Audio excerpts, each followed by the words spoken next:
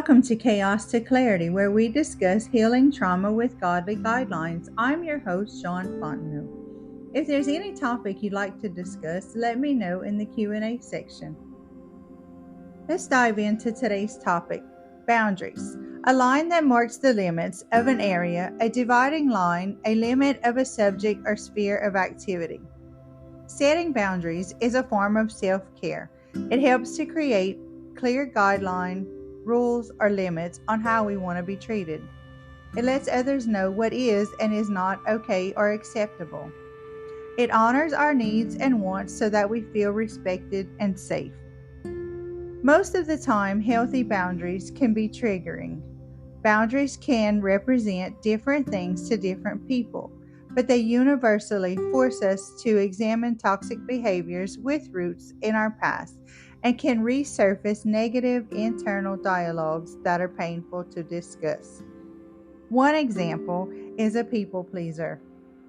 Hello, me.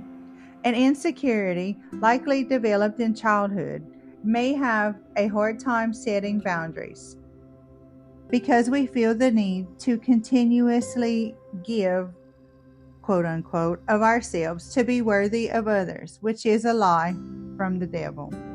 Your worth isn't hinged on how you perform, and anyone who makes you feel that way needs a backseat in your life so you can reevaluate their placement and pray about it. Going with the flow is also not a healthy way of having boundaries either. When you want to have a conversation with somebody about setting up boundaries and the lines are kind of blurred sometimes, or you don't want to be disrespectful, you're succumbing to being a people pleaser again, and keeping the peace. Well, newsflash, keeping the peace can cause resentment, and you end up in a no contact situation anyway. Our boundaries are ultimately for ourselves, and they don't have to make sense to anyone but us. It is up to us to determine if it's a hard or a soft boundary. A hard boundary is a non-negotiable, something you will never do or never accept. A soft boundary is an aspiration, kind of like a goal you want to reach, but you're a little flexible with it. Determining this can help you start defining your boundaries and help make things a little easier. Personal experiences of mine would be for a hard boundary, I refuse to engage with people who don't take accountability after much prayer and isolation over the last year. That they don't think that they're wrong. No one is perfect. I truly understand that. But owning our mistakes is part of correcting behaviors within ourselves. And a soft boundary experience to me would be somebody who you're willing to communicate with on a limited level, but they always want to have like a victim mentality or a pity party.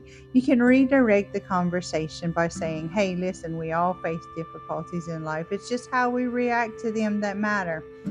But if they continue to push the victim mentality, just politely end the call or the conversation. After a few times of you dismissing and redirecting the behavior, they will either get the hint or end contact with you because you don't engage in the way that they want. We're reminded in Proverbs 4:23, guard your heart above all else, for it determines the course of your life.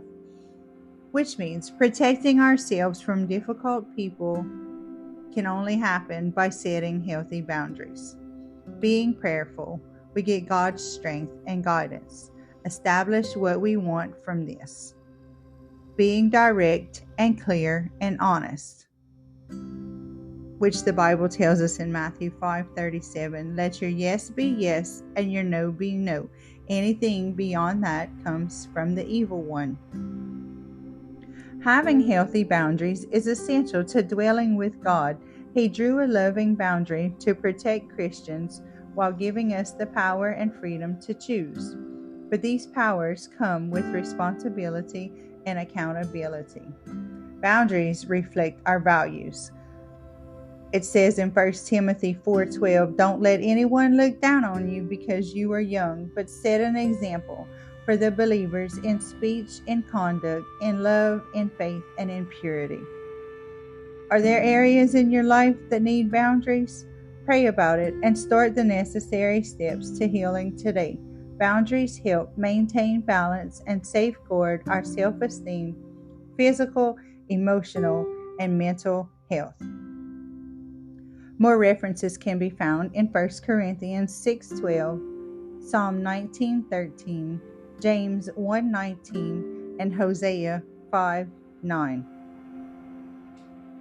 Thank you so much for listening to Chaos to Clarity, helping one another declutter our minds together.